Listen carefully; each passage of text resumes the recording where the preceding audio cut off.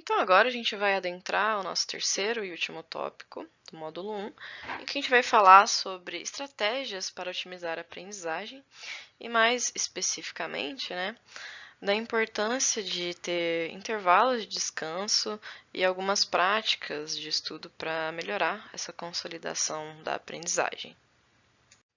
Bom, então, primeiramente, eu gostaria de retomar essa imagem sobre os diferentes níveis de análise dentro das neurociências comportamentais. A gente já falou um pouco dela, que dentro do campo de investigação das neurociências, a gente tem estudos que se debruçam sobre diferentes níveis, de análise. Então, os estudos citados anteriormente, da equipe do Quiroga com os eletrodos implantados em pacientes epilépticos, fez um nível de análise bem menor e mais específico, para ativação neuronal, enquanto o paciente era exposto a algumas imagens, algumas condições. Mas muitos outros estudos das neurociências vão se debruçar mais sobre o aspecto comportamental.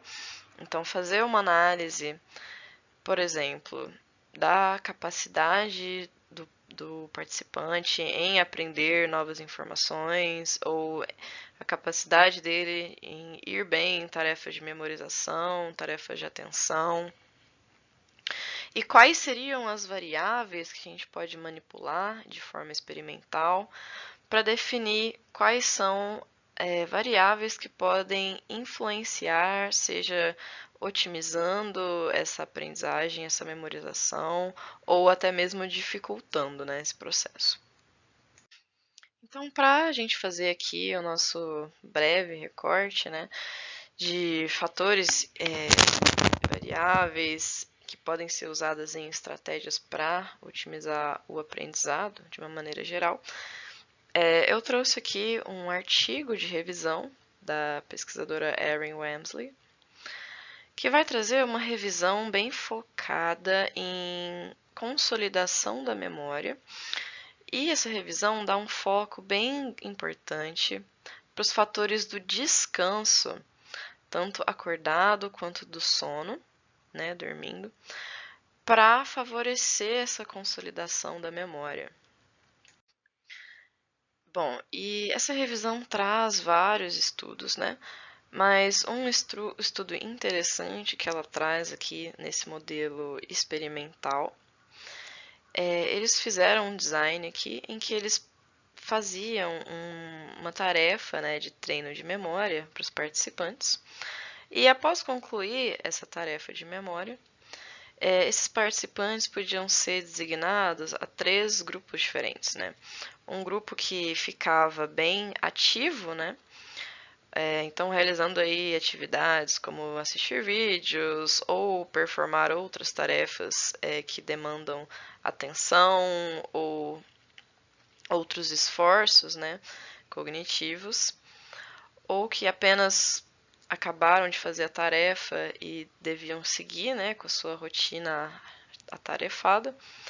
Outro grupo que ficou um tempo sem fazer nenhuma tarefa, num período de descanso, acordado, completamente sem engajar, a sua atenção em outras coisas. E um grupo que foi designado a um tempo aí de descanso dormindo. E eles definiram isso com eletroencefalograma, em que eles podem definir o tipo do padrão de ativação de onda cerebrais, para definir se a pessoa está de fato em estado de sono.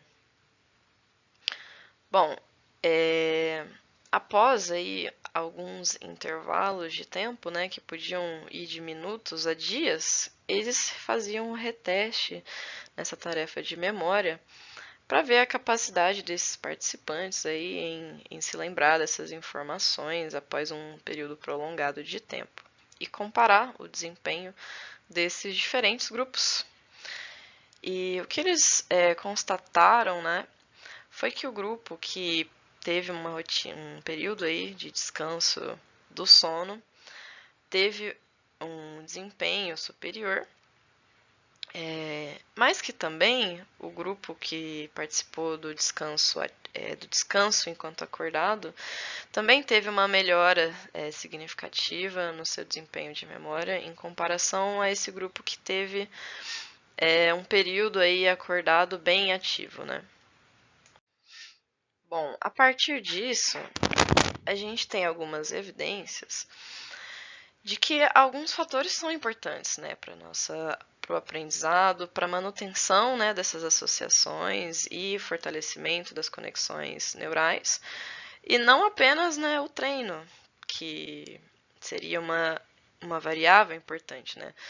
A gente sabe que estar sempre treinando, se relembrando de informações importantes, seja por exercícios, por revisões, conversando sobre com um colega, isso tudo é muito importante porque a cada vez que você se expõe a esses conteúdos ou relembra desses conteúdos, né, faz um esforço para isso, você está de alguma forma fortalecendo essas conexões, né, entre esses conceitos.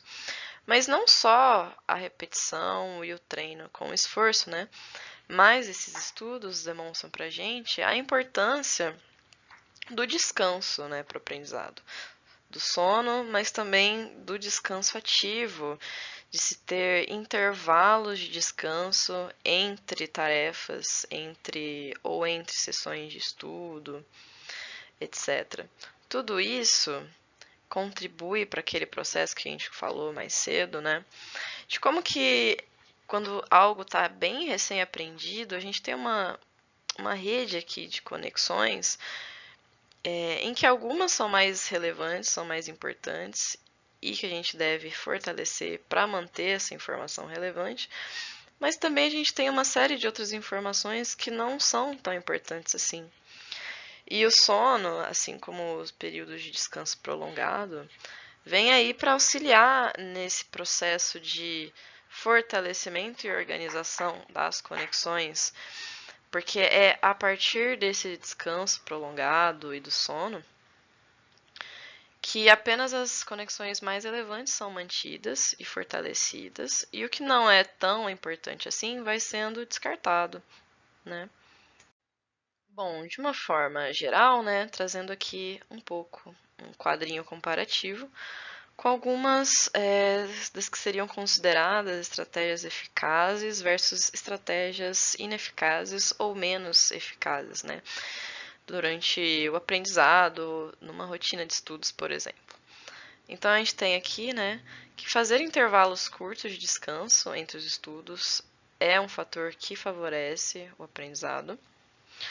Enquanto que tentar estudar em grandes quantidades de conteúdo, sem fazer pausas, ou até mesmo passar tempo em outras atividades ativas que vão requerer a sua atenção no intervalo entre os estudos, não é algo tão recomendado, porque você não vai dar o devido tempo de descanso, né, para o seu cérebro, você vai estar ali se empanturrando de outros estímulos e de outras associações.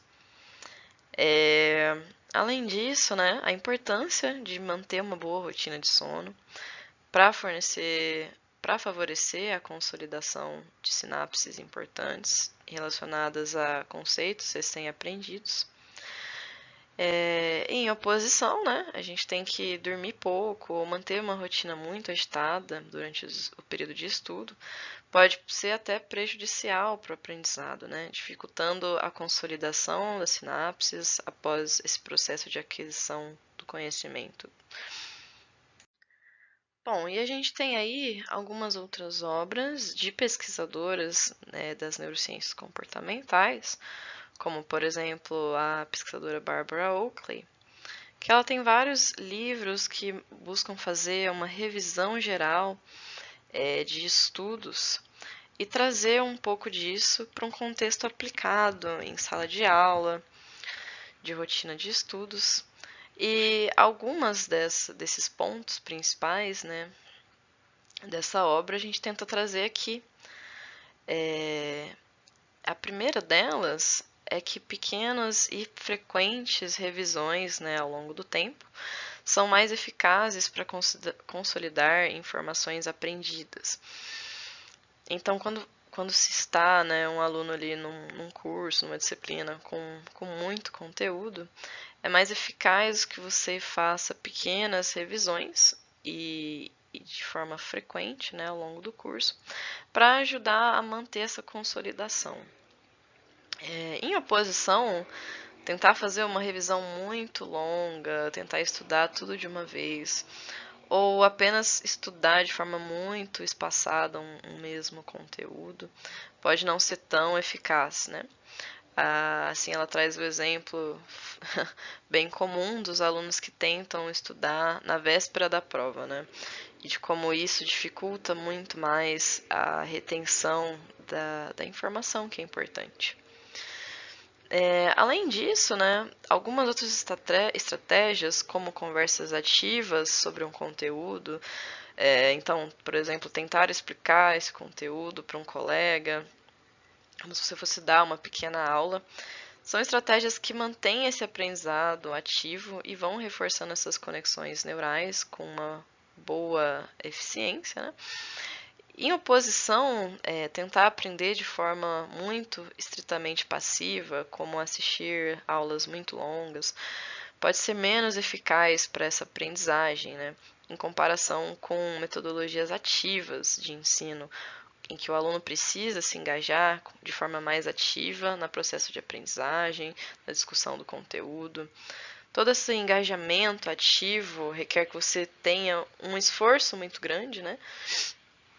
E que essas conexões neurais vão sendo reforçadas a partir disso. Enquanto que você ficar ali assistindo uma aula de 3 horas, às vezes é muito difícil conseguir reter as informações que são importantes, né? Bom, também não queremos nos prolongar muito aqui, né? Para que você não fique muito tempo de forma passiva assistindo a esses conteúdos. Mas essas foram apenas algumas dicas, estratégias breves, pautadas em estudos, né, das neurociências comportamentais. E agora a gente traz o nosso resumo, que é a nossa pequena oportunidade de relembrar o que é mais importante, né? Então, ao longo do tempo, os estudos mostram que mesclar descanso com práticas, né, de estudo, de relembrar seus conceitos recém-aprendidos, auxiliam nessa consolidação das conexões neurais e facilitam a memorização da informação.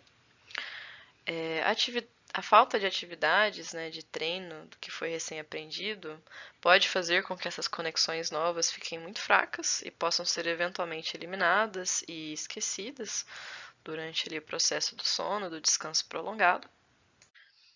Estratégias eficazes para a consolidação de novas informações aprendidas podem incluir, né, exercícios curtos, resumos simplificados, tentando enfatizar os aspectos mais importantes daquele conteúdo, e discussões ativas, né, sobre o que foi aprendido.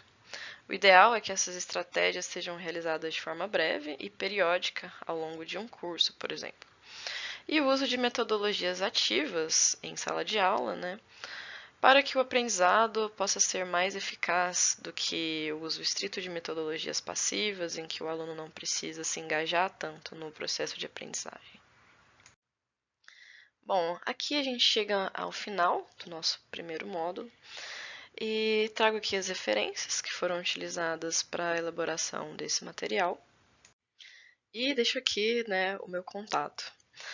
Bom, então é isso e eu espero que vocês possam aproveitar os módulos seguintes e fazer bom proveito do nosso curso.